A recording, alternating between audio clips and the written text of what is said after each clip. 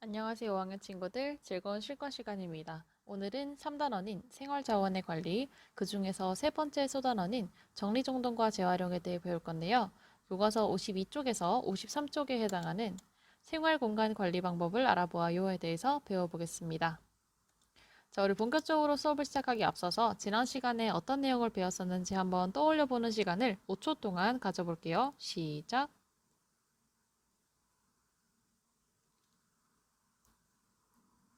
자, 다들 떠올려 보았나요?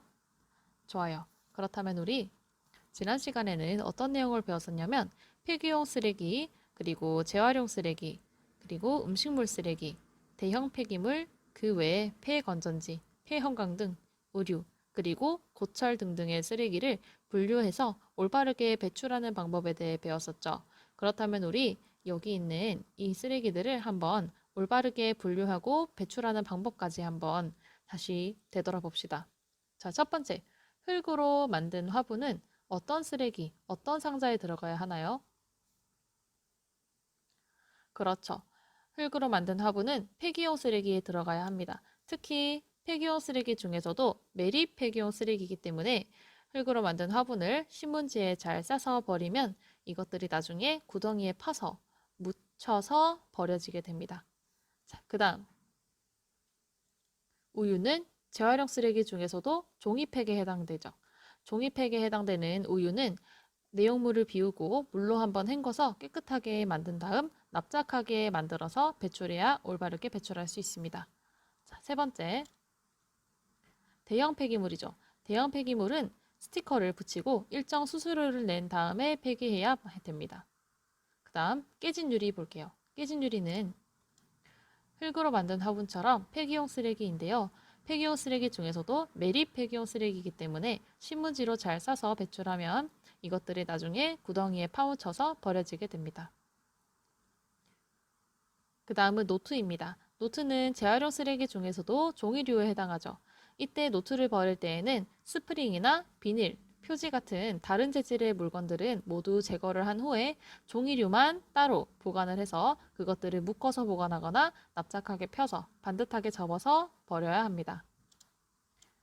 캔입니다. 캔은 재활용 쓰레기 중에서도 캔류에 해당하죠. 그렇기 때문에 캔류 상자에 들어갑니다.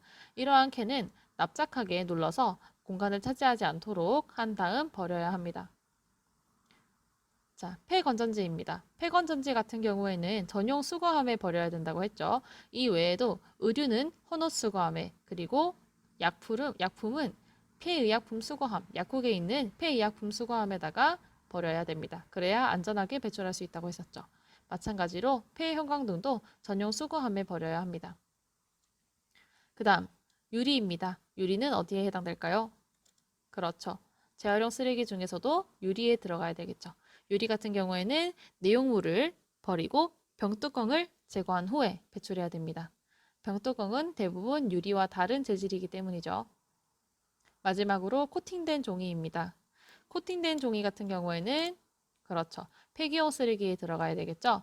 폐기용 쓰레기 중에서도 매립, 소각 중 어디에 해당되었나요? 그렇죠. 소각 폐기용 쓰레기였습니다. 그래서 이런 코팅된 종이는 재활용 종량제 봉투에 잘 넣어서 버리면 이것들이 소각장에 가서 불에 태워서 버려지게 됩니다. 자, 그렇다면 이번 시간에는 정리정돈, 쓰레기, 분리배출, 재활용 등을 하는 방법을 지난 시간에 배웠다면 이번에는 왜 해야 되는지에 대해서 배워볼게요. 정리정돈, 청소, 쓰레기 분리배출, 재활용 등을 해야 되는 이유는 무엇일까요? 첫 번째, 정리정돈과 청소를 하면 필요 없는 물건을 구입하지 않게 됩니다. 정리정돈과 청소를 잘 해놓으면 어떤 물건이 어떤 위치에 하고 있는지 바로바로 알 수가 있죠. 그렇기 때문에 찾지 못해서 필요 없는 물건을 한 번 더 구입하는 불상사가 생기지 않게 되겠죠. 또한 생활 공간에 여유가 생깁니다. 이것도 마찬가지로 정리정돈과 청소를 통해서 불필요한 공간들을 모두 생활 공간으로 바꿀 수 있겠죠. 그쵸? 마지막으로 물건을 찾는 데 드는 시간과 노력을 줄일 수 있습니다.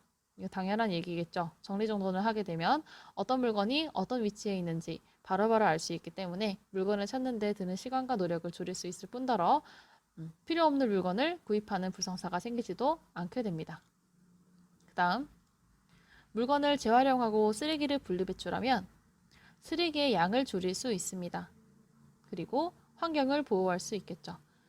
물건을 재활용했을 경우에는 재활용 쓰레기까지 모두 폐기용 쓰레기로 넘어가면 쓰레기의 양이 굉장히 많아지겠죠.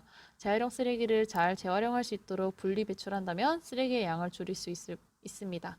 또한 재활용 쓰레기를 모두 재활용하는 곳에 잘 버려주게 되면 그 쓰레기는 다시 활용이 되기 때문에 환경을 보호할 수 있습니다. 자, 그렇다면 우리 칠과 교과서 54쪽에 해당하는 다 함께 활동 반짝반짝 깨끗하게를 한번 해볼게요. 잠시 영상을 멈추고 1번 모든 별로 정리정돈, 청소, 쓰레기 분리배출, 재활용 등을 하지 않았을 때 문제점을 조사하고 이를 해결할 수 있는 실천 방안을 적어봅시다를 한번 해결해 봅시다. 지금 영상을 멈춰주세요.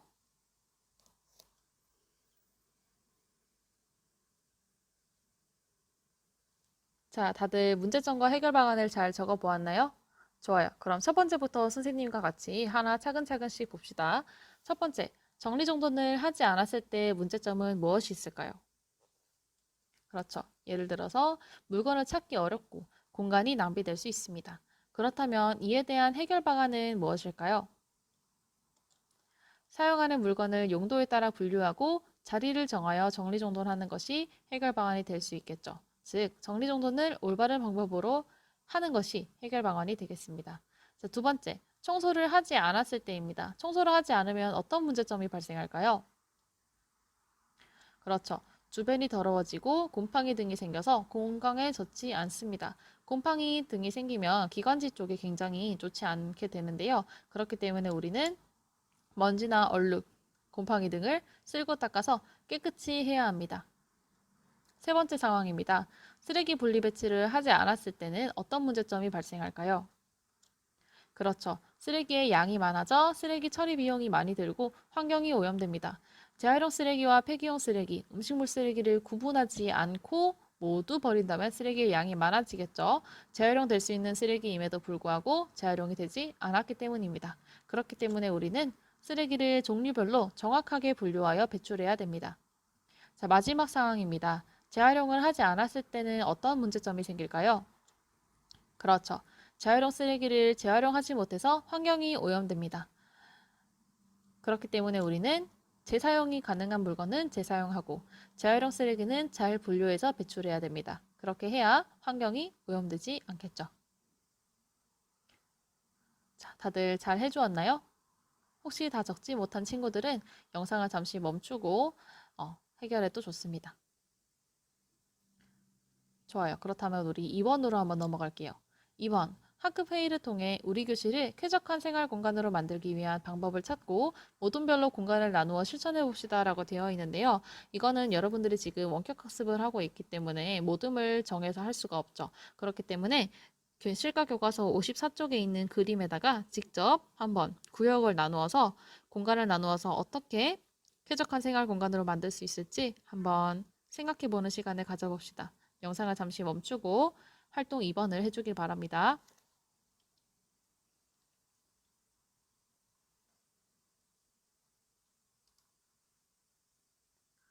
자, 그렇다면 우리가 모둠별로 했다는 가정하에 우리 교실을 쾌적한 생활 공간으로 만들기 위해서는 어떻게 해야 될지 한번 예시를 한번 적어볼까요? 자, 예로는 첫 번째로 칠판에 얼룩이 많으니 걸레로 닦을 거야. 이것을 일모둠이 한다고 했네요. 그렇다면 자, 우리 바닥을 볼까요? 바닥을 쓰는 것들,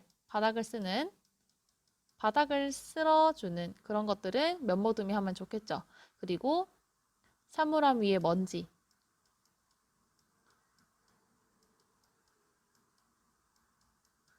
그리고 책장도 정리할 수 있겠네요. 그죠?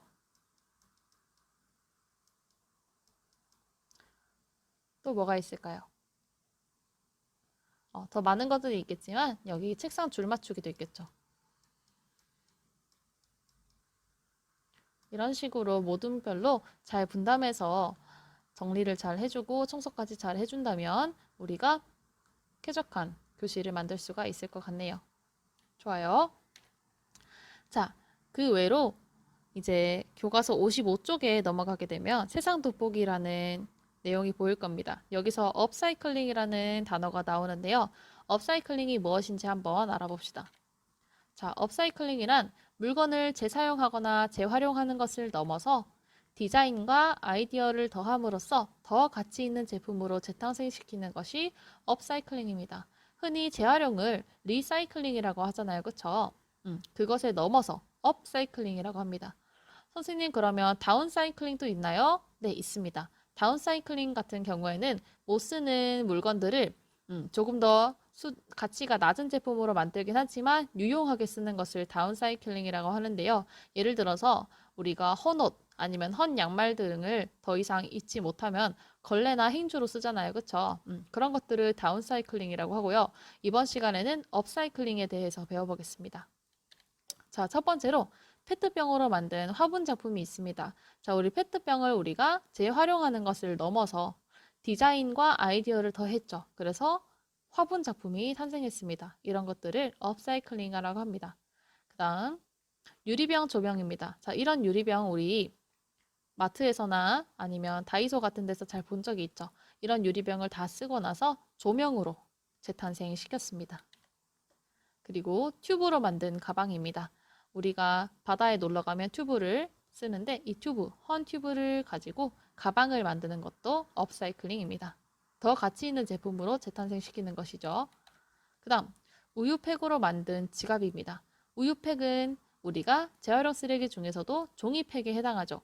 종이팩으로 해당되는 우유팩은 코팅이 굉장히 잘 되어 있어서 방수에 강합니다. 그런 기능을 지갑을 만드는 것으로 발상을 전환해서 업사이클링, 새로운 제품으로 재탄생시키는 것입니다.